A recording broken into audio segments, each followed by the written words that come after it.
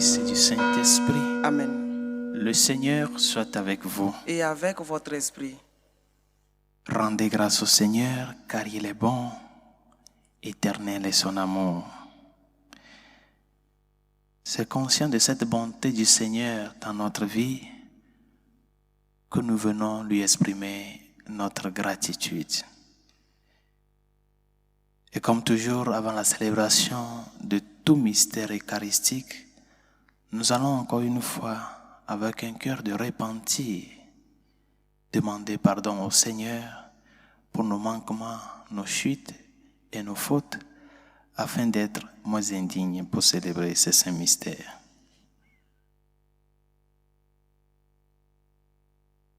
Je confesse à Dieu Tout-Puissant, je reconnais devant vous, frères et sœurs, que j'ai péché en pensée, en parole, par action et par omission. Oui, j'ai vraiment péché. C'est pourquoi je supplie la bienheureuse Vierge Marie, les anges et tous les saints, et vous aussi, frères et sœurs, de prier pour moi, le Seigneur notre Dieu. Que Dieu Tout-Puissant nous fasse miséricorde, qui nous pardonne tous nos péchés et nous conduise à la vie éternelle. Amen.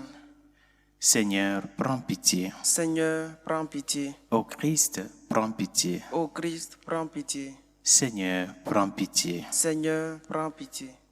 Prions le Seigneur. Nous t'en prions, Dieu Tout-Puissant. Nous qui avons reçu la grâce de savoir que le Christ est ressuscité, que ton esprit d'amour nous fasse vivre une vie nouvelle. Par Jésus le Christ, notre Seigneur et notre Dieu, qui vit et règne avec toi le Saint-Esprit, maintenant et pour les siècles des siècles. Amen.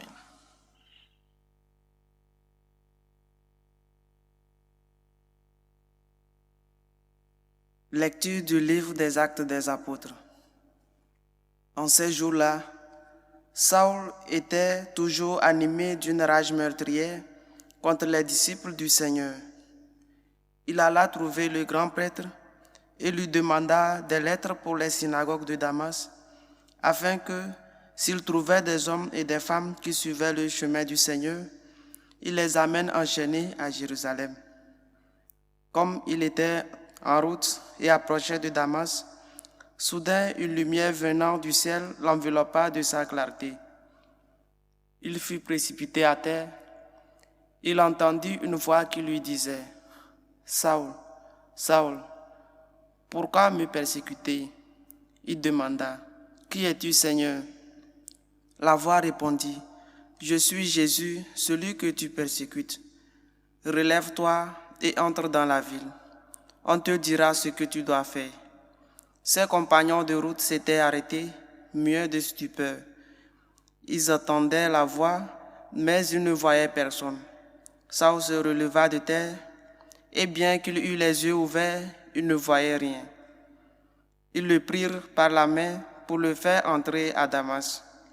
Pendant 3 jours, il fut privé de la vue, et il resta sans manger ni boire. Or, il y avait à Damas un disciple nommé Ananie. Dans une vision, le Seigneur lui dit « Ananie ». Il répondit « Me voici, Seigneur ». Le Seigneur reprit « Lève-toi, va dans la rue appelée rue droite, chez Jude. Tu demanderas un homme de Tarse nommé Saül.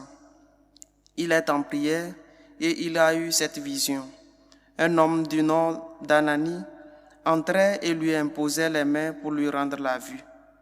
Ananie répondit « Seigneur, j'ai beaucoup entendu parler de cet homme et tout le mal qu'il a fait subir à tes fidèles à Jérusalem. Il est ici, après avoir reçu de la part des grands prêtres le pouvoir d'enchaîner tous ceux qui invoquent ton nom. » Mais le Seigneur lui dit « Va, car cet homme est l'instrument que j'ai choisi pour faire parvenir mon nom auprès des nations, des rois et des fils d'Israël. Et moi, je lui montrerai tout ce qu'il lui faudra souffrir pour mon nom. » Ananie partit donc et entra dans la maison. Il imposa les mains à Saül en disant « Saül, mon frère, celui qui m'a envoyé, c'est le Seigneur. C'est Jésus qui t'est apparu sur le chemin par lequel tu venais. Ainsi, tu vas retrouver la vue et tu seras rempli d'Esprit Saint. Aussitôt tombèrent de ses yeux comme des écailles, et il retrouva la vue. Il se leva, puis il fut baptisé. Alors il prit de la nourriture, et les forces lui revinrent. Il passa quelques jours à Damas avec les disciples, et sans plus attendre, il proclamait Jésus dans les synagogues, affirmant que celui-ci est le Fils de Dieu. Parole du Seigneur. Nous rendons grâce à Dieu. Allez dans le monde entier, proclamez l'Évangile. Allez dans le monde entier, proclamez l'Évangile. Louez le Seigneur, tous les peuples, faites-le, tous les pays. Allez dans le monde entier, proclamez l'Évangile. Son amour envers nous est montré le plus fort. Éternelle est la fidélité du Seigneur. Allez dans le monde entier, proclamez l'Évangile.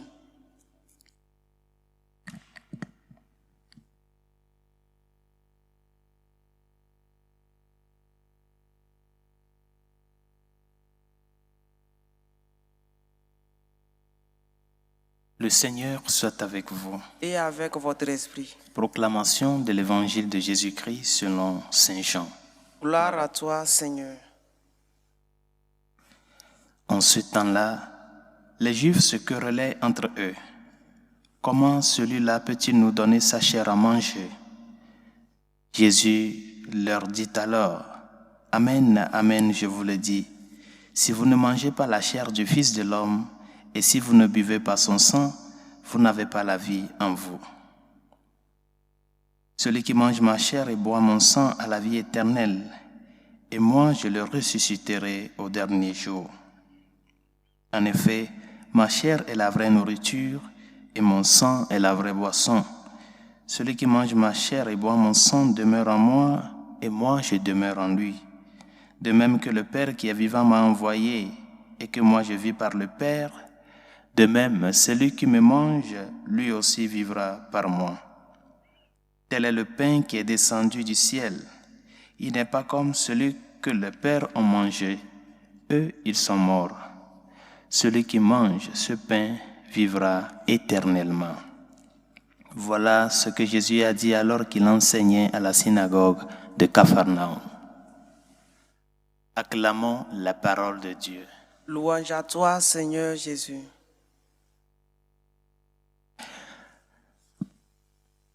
Le cardinal Raniero Cantalamessa, dans ses prédications de ce temps de carême, a cherché à revenir sur ce qui définit la vie de l'Église, qu'est l'Eucharistie. Et dans sa première prédication, il posait une question plutôt. Une question d'ouverture. Quelle est la place qu'occupe l'Eucharistie dans l'histoire du salut, dans la vie des chrétiens? En général, quelle place occupe l'Eucharistie? Et la réponse qu'il donne, c'est que la question elle-même, elle est ambiguë. C'est-à-dire que l'Eucharistie n'occupe pas une place. Elle l'occupe tout. Elle occupe tout ce qu'il y a. Elle occupe toute l'histoire du salut. Il n'y a pas une place réservée pour l'Eucharistie dans le contexte de l'histoire du salut. L'Eucharistie l'occupe tout, dans sa totalité. Notre salut est un salut eucharistique. Et ce salut s'actualise dans l'Eucharistie. Et l'Église vit de l'Eucharistie. Nous sommes une Église eucharistique, bien chers amis. Nous venons d'écouter pratiquement les dernières parties du discours du pain de vie, que le Seigneur a proclamé dans la synagogue de Capharnaüm. Ce discours que nous sommes en train d'écouter il y a de cela quelques jours. Et puis, nous voyons que le Seigneur est en train de descendre l'échelle. Maintenant, il est en train d'aller directement. Celui qui mange la chair du Fils de l'homme et boit son sang aura la vie. Il y a, je ne sais pas si c'est un adage, mais un dire qui souvent est exprimé. On disait souvent, on a l'habitude de dire, on ne vit pas pour manger, on mange pour vivre. C'est-à-dire que la nourriture nous permet de retrouver la force physique. Non, pas seulement la force physique, la force intellectuelle, parce que nous avons besoin du glucose et tout le reste. Non. On ne vit pas pour manger. On ne fait pas de sa vie manger. Non. La vie ne se résume pas dans le manger. Mais la nourriture est importante pour faire perdurer la vie. Mes chers amis, le langage que le Seigneur a utilisé ici, il n'y a aucun doute que le Seigneur est en train d'utiliser un langage sacramentel. Non? Et que les grandes références qui se font dans cet évangile n'est autre que la référence à l'Eucharistie. Il est très important que nous puissions parvenir encore une fois à redécouvrir l'horizon de la logique eucharistique. Pourquoi l'Eucharistie? Pourquoi le Seigneur, par amour pour les hommes, a voulu tellement demeurer auprès de nous à travers les espèces du pain et du vin? Pourquoi? Parce que si nous oublions l'horizon, nous transformons l'Eucharistie comme une routine. On se lève, on s'avance, on reçoit, et puis on est là. Des gens qui arrivent à la messe, au milieu de la messe, même après l'évangile, en pleine communion, ils s'avancent et ils prennent l'Eucharistie. Parce que si nous oublions le tréfonds, l'horizon, nous sommes perdus. Ce qui doit nous donner vie va nous générer autre chose que la vie. L'horizon de l'Eucharistie, c'est la vie. Et quand nous parlons de la vie, et quand le Seigneur parle de la vie ici, nous ne parlons pas de la vie biologique. La vie, c'est le Christ, bien chers amis. Je suis le chemin, la vérité et la vie. Et lui-même, il nous l'a dit dans l'évangile de Saint Jean. La vie des chrétiens, la vie de celui qui connaît le Christ, la vie, ce qu'est vraiment la vie, c'est que vous connaissiez le Père et vous croyez en celui qui l'a envoyé, le Fils. Par conséquent, chers amis, nous sommes appelés à faire un effort pour vivre pleinement le moment de l'Eucharistie. Premièrement, en étant en état de grâce avant de s'approcher du Seigneur. C'est très important, chers amis. Préparer notre cœur, préparer notre personne. Parce que c'est ça qui fera que la nourriture que tu reçois se transforme en vie pour toi. Nous ne recevons pas n'importe quelle nourriture. Nous recevons la personne du Christ.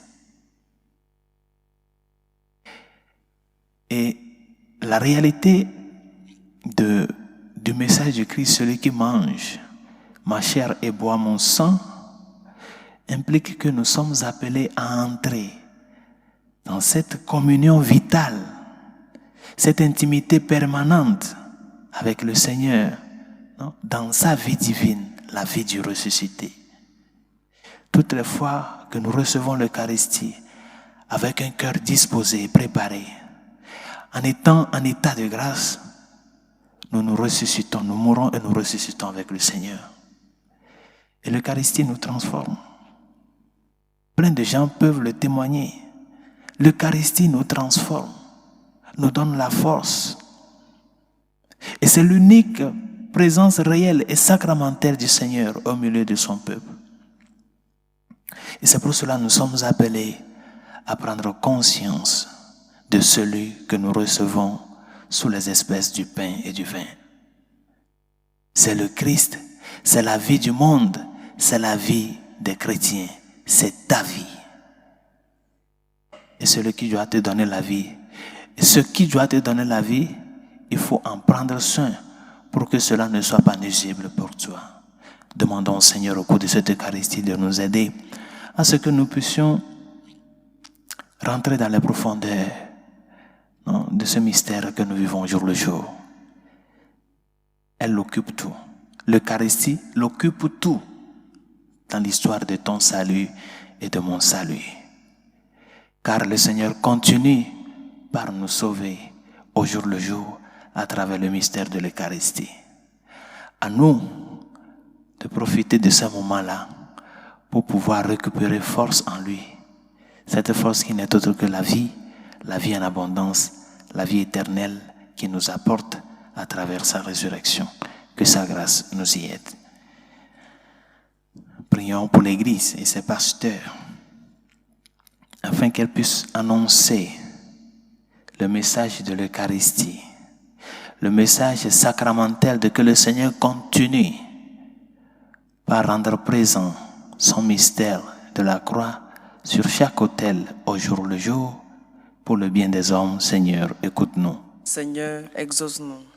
Pour toutes celles et ceux qui nous ont demandé de prier pour eux et ceux à qui nous avons promis nos humbles prières, Seigneur, écoute-nous. Seigneur, exauce-nous. Pour les malades, les enfants dans les pédiatries, les victimes de l'avortement, les victimes de l'euthanasie, Seigneur, écoute-nous. Seigneur, exauce-nous. Pour nos dirigeants politiques, spécialement ceux qui ont la capacité de légiférer afin que les lois faites défendent avant tout la vie humaine, la dignité de la personne humaine, créée à l'image et la ressemblance de Dieu, et surtout la bonne répartition des biens communs. Seigneur, écoute-nous. Seigneur, exauce-nous. Prions pour nos défunts afin que le Seigneur, dans sa miséricorde, les accueille auprès de lui. Seigneur, écoute-nous. Seigneur, exauce-nous.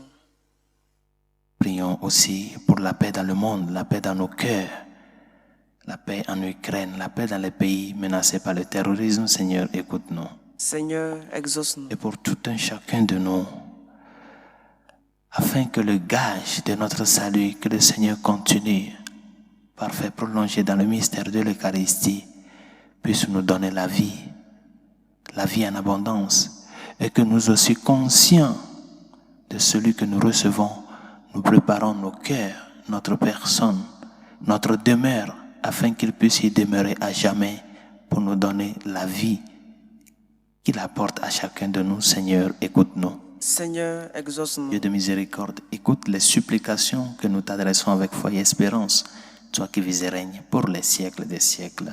Amen. Amen.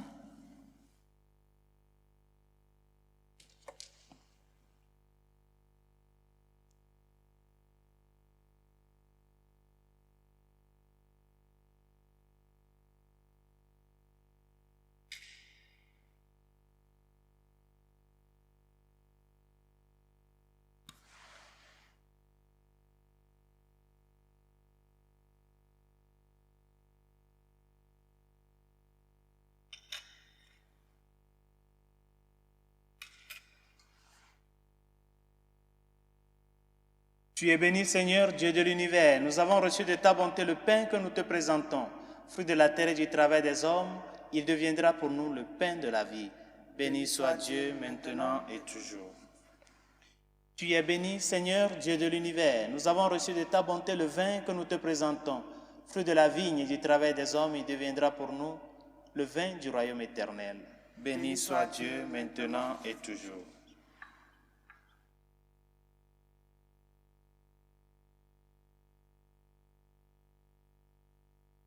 Prions ensemble d'offrir le sacrifice de toute l'Église pour la gloire de Dieu et le salut du monde. Dans ta bonté, Seigneur, sanctifie ces dons. Accepte le sacrifice spirituel de cette Eucharistie et fais de nous-mêmes une éternelle offrande à ta gloire Par Jésus le Christ, notre Seigneur. Amen. Le Seigneur soit avec vous. Et avec votre esprit, Élevons notre cœur. nous le tournons vers le Seigneur. Rendons grâce au Seigneur, notre Dieu. Cela est juste et bon. Vraiment, il est juste et bon de te glorifier, Seigneur, en tout temps, mais plus encore en ces jours où le Christ, notre Pâque, a été immolé. Lui qui ne cesse pas de s'offrir pour nous et qui reste éternellement notre défenseur auprès de toi. Immolé, il a vaincu la mort, mis à mort, il est toujours vivant. C'est pourquoi le peuple des baptisés, rayonnant de la joie pascale, exulte par toute la terre, tandis que les anges dans le ciel chantent sans fin l'hymne de ta gloire. Saint, Saint, Saint, Saint, le Seigneur, Dieu de l'univers, le ciel et la terre sont remplis de ta gloire. Hosanna au plus haut des cieux. Béni soit celui qui vient au nom du Seigneur. Hosanna au plus haut des cieux. Tu es vraiment Saint Dieu de l'univers et toute la création proclame ta louange, car c'est toi qui donnes la vie. C'est toi qui sanctifies toutes choses par ton Fils Jésus-Christ notre Seigneur, avec la puissance de l'Esprit Saint. Et tu ne cesses de rassembler ton peuple, afin qu'il te présente partout dans le monde une offrande pure. C'est pourquoi nous te supplions de consacrer toi-même les offrandes que nous apportons. Sanctifie-les par ton Esprit, pour qu'elles deviennent le corps et le sang de ton Fils Jésus-Christ notre Seigneur, qui nous a dit de célébrer ce mystère. La nuit même où il fut livré, il prit le pain. En te rendant grâce, il le bénit. Il le rompit et le donna à ses disciples en disant, « Prenez et mangez-en tous, ceci est mon corps livré pour vous. »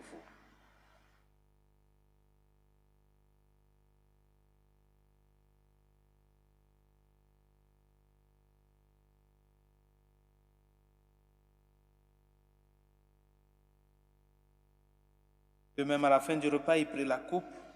En te rendant grâce, il la bénit et la donna à ses disciples en disant, « Prenez et buvez-en tous, car ceci est la coupe de mon sang, le sang de l'alliance nouvelle et éternelle, qui sera versé pour vous et pour la multitude en rémission des péchés. Vous ferez cela en mémoire de moi. »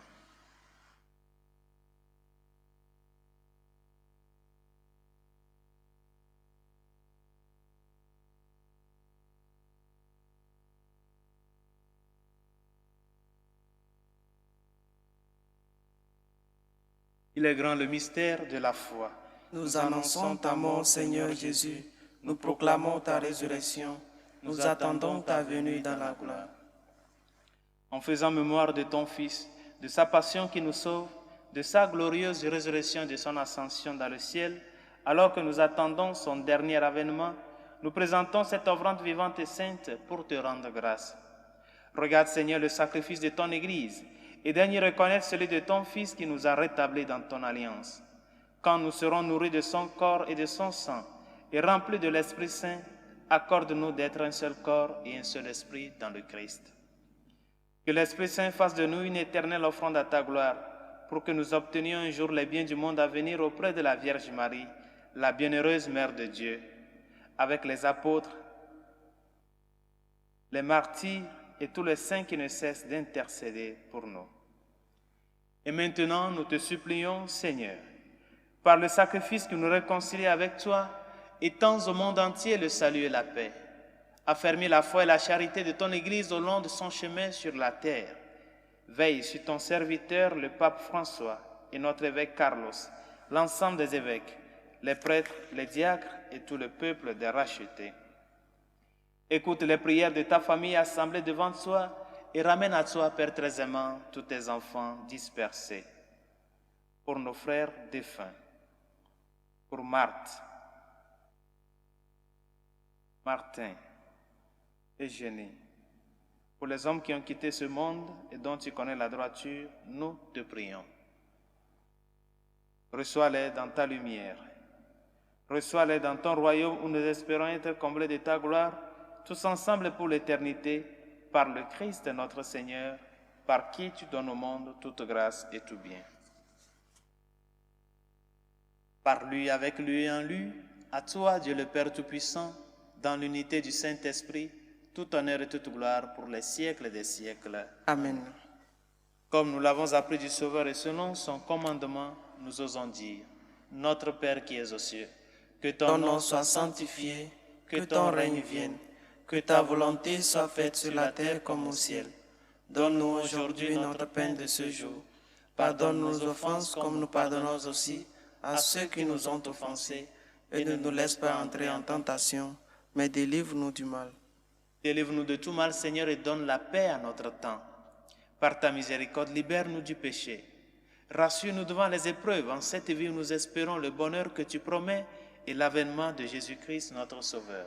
Car c'est à toi qu'appartiennent le règne, la puissance et la gloire pour les siècles des siècles. Seigneur Jésus-Christ, tu as dit à tes apôtres, je vous laisse la paix, je vous donne ma paix. Ne regarde pas nos péchés, mais la foi de ton Église. Pour que ta volonté s'accomplisse, donne-lui toujours cette paix et conduis-la vers l'unité parfaite, toi qui règnes pour les siècles des siècles. Amen. Que la paix du Seigneur soit toujours avec vous. Et avec votre esprit. Dans la charité du Christ, donnez-vous la paix.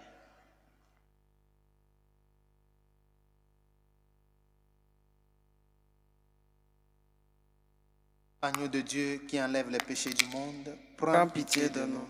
Agneau de Dieu qui enlève les péchés du monde, prends pitié de nous. Agneau de Dieu qui enlève les péchés du monde, donne-nous la paix.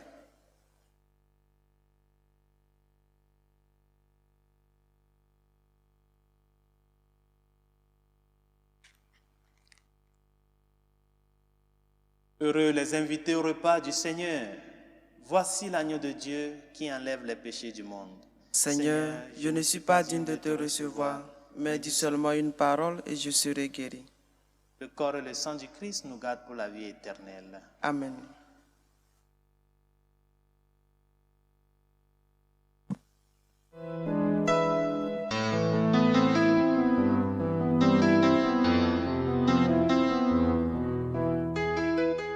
Communion spirituelle. Mon Jésus, je crois en votre présence dans le très saint sacrement. Je vous aime plus que toute chose et je désire que vous veniez dans mon âme. Je ne puis maintenant vous recevoir sacramentellement dans mon cœur. Venez-y au moins spirituellement.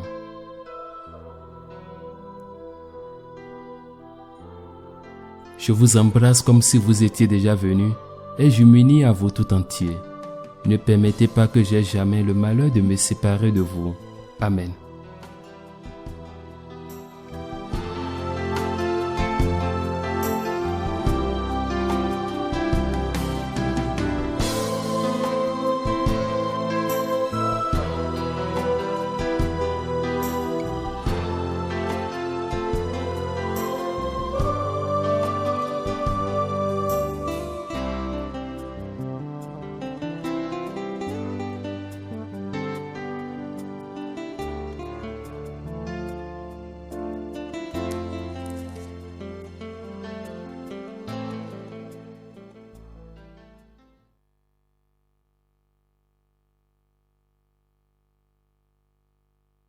Achevons notre prière. Nous venons de communier, Seigneur, au don sacré du corps et du sang de ton Fils, et nous te prions humblement que cette Eucharistie offerte en mémoire de lui, comme il nous a dit de le faire, augmente en nous la charité. Par Jésus le Christ, notre Seigneur. Amen. Le Seigneur soit avec vous. Et avec votre esprit. Que Dieu Tout-Puissant et miséricordieux vous bénisse, le Père, le Fils et le Saint-Esprit. Amen. Allez dans la paix du Christ. Nous rendons grâce à Dieu. Salut, Reine, Mère de miséricorde, notre vie, notre douceur, notre espérance à lui. Enfants d'Ève exilés, nous crions vers vous. Vers vous nous soupirons, gémissant et pleurant dans cette vallée de larmes. Ô vous, notre avocate, tournez vers nous, vos regards miséricordieux, et après cet exil, montrez-nous Jésus, le fruit béni de vos entrailles. Ô clémence, ô miséricordieuse, ô douce Vierge Marie, priez pour nous, Sainte Mère de Dieu, afin que nous soyons rendus dignes des promesses du Christ.